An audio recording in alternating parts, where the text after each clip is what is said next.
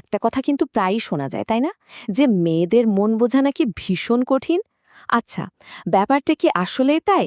আজকে আমরা ঠিক এই বিষয় নিয়ে কথা বলবো। আর আমাদের আলোচনার কেন্দ্রে থাকবে একটা বই, যেটা এই রহস্যটা সমাধানের একটা চেষ্টা করেছে। বইটার নাম understanding the female mind, a guide for boys. দেখুন, বইটা শুরুই হচ্ছে একটা দারুণ প্রশ্ন দিয়ে। এমন একটা প্রশ্ন যা হয়তো অনেকের মনেই কোনো না কোনো সময় এসেছে, যে আচ্ছা, মেয়েদের মন বোঝা আসলেই এত কঠিন কেন? চলুন তো এই প্রশ্নটাকে ধরেই আমরা একটু সামনে এগোই। তো এই যে একটা বোঝার ফাঁক বা যাকে বলা হচ্ছে আন্ডারস্ট্যান্ডিং গ্যাপ, বইটা কিন্তু ঠিক এই জায়গাটাতেই ফোকাস করেছে। আমরা এখন এক এক করে দেখব যে বইটা কিভাবে এই গ্যাপটা পূরণ করার বা বলা যায় এই রহস্য সমাধানের একটা রাস্তা দেখানোর চেষ্টা করছে। বইটার মূল আইডিয়াটাই কিন্তু বেশ ইন্টারেস্টিং। এখানে বলা হচ্ছে, দেখুন, এটা কোনো সমাধান করা যাবে না এমন রহস্য নয়। ব্যাপারটা আসলে একটা কমিউনিকেশন গ্যাপ বা যোগাযোগের ব্যবধান। আর সবচেয়ে বড় কথা হলো, চেষ্টা করলে এই ব্যবধানটা কিন্তু পূরণ করা সম্ভব। মানে সমস্যাটা কাউকে বুঝতে পারার মধ্যে না, সমস্যাটা হলো তার সাথে যোগাযোগের পদ্ধতিতে। তাহলে প্রশ্ন আসে, এই ব্যবধানটা পূরণ করার প্রথম স্টেপটা কি? আচ্ছা, বইটা আমাদের প্রথম যে সিক্রেটের কথা বলছে সেটা হলো শব্দের আড়ালের অর্থ বোঝা।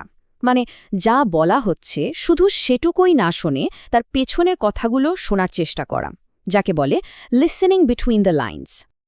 একটা খুব সাধারণ উদাহরণ দিই। ধরুন, কাউকে জিজ্ঞেস করা হলো, সব ঠিক আছে তো? উত্তরে হয়তো বলা হলো, হ্যাঁ, আমি ঠিক আছি, কিন্তু গলার স্বরটা এমন বা বলার ভঙ্গিটা এমন যে শুনেই মনে হচ্ছে না, কোথাও একটা গড়বড় আছে। বইটা বলছে ঠিক এই মোমেন্ট থেকে আসল খেলাটা শুরু। তো এইখানেই ব্যাপারটা পরিষ্কার হয়ে যায়।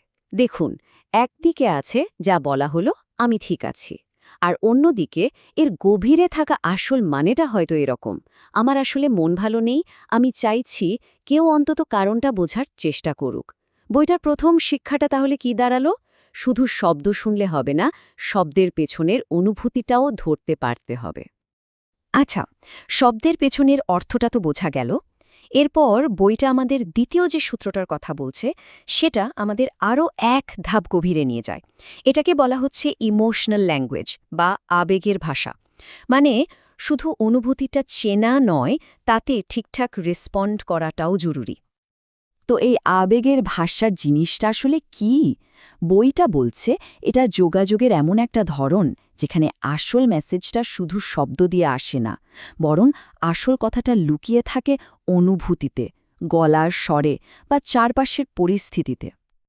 আর এই ভাষার কয়েকটা মূল উপাদানও আছে।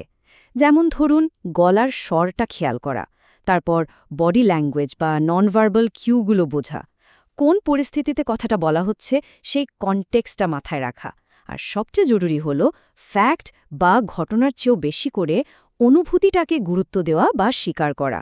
বইটা বলছে এই ব্যাপারগুলো খেয়াল রাখতে পারলেই কিন্তু যোগাযোগের একটা নতুন দিগন্ত খুলে যেতে পারে। তাহলে আমরা শব্দের পেছনের অনুভূতি বুঝলাম, আবেগের ভাষাও চিনলাম। এরপর কি?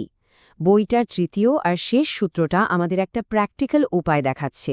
এটার নাম দেওয়া হয়েছে সহানুভূতির সেতু বা এমপ্যাথি ব্রিজ। মানে এটা হলো দুজনের মধ্যে সংযোগ তৈরির একটা সত্যিকারের ফ্রেমওয়ার্ক। আর এই সেতুটা বানানোর জন্য বইটা মাত্র ৩টা সহজ স্টেপের কথা বলছে। স্টেপ 1, থামুন আর মন দিয়ে শুনুন। মানে নিজে কি উত্তর দেবেন সেটা না ভেবে শুধু শুনুন। স্টেপ 2, অনুভূতিটাকে স্বীকার করুন। মুখে বলুন যে হ্যাঁ, আমি বুঝতে পারছি তোমার এমন লাগছে। আর স্টেপ 3, তার দৃষ্টিভঙ্গিটাকে গুরুত্ব দিন। তার সাথে একমত নাই হতে পারেন, কিন্তু কেন তার এমন মনে হচ্ছে সেটা যে আপনি বুঝতে পারছেন তা বুঝিয়ে দিন। আসল পয়েন্টটা তাহলে কি? পয়েন্টটা হলো, এর উদ্দেশ্য কিন্তু কোনো সমস্যা ফিক্স করে দেওয়া নয়, বরং অন্য মানুষটাকে এই বোধটা দেওয়া যে হ্যাঁ, তার কথা শোনা হয়েছে, তাকে বোঝা গেছে। এই কানেকশনটাই আসল। তো এই যে 3টে সূত্রের কথা আমরা জানলাম, সব মিলিয়ে তাহলে মূল কথাটা কি দাঁড়ালো? চলুন বইটার সেই আল্টিমেট টেকঅ্যাওয়েটা এবার দেখে নেওয়া যাক। বইটার একদম কোর কথাটা হলো কাউকে বোঝার আসল সিক্রেট কোনো চালাকি বা ট্রিক নয়। এটা আসলে শুধু কান দিয়ে শোনার বদলে মন দিয়ে সহানুভূতির সাথে শোনার একটা অভ্যাস তৈরি করা। একটা সিম্পল শিফট প্যাসিভ হিয়ারিং থেকে অ্যাক্টিভ এমপ্যাথেটিক লিসেনিংয়ে যাওয়া। বইটাতে একটা অসাধারণ কথা বলা আছে, যেটার পুরো ফিলসফিটা এক লাইনে বলে দেয়। কথাটা হলো, বোঝাপড়া মানে সঠিক উত্তরটা জেনে ফেলা নয়, বরং খোলা মন নিয়ে সঠিক প্রশ্ন করতে শেখা।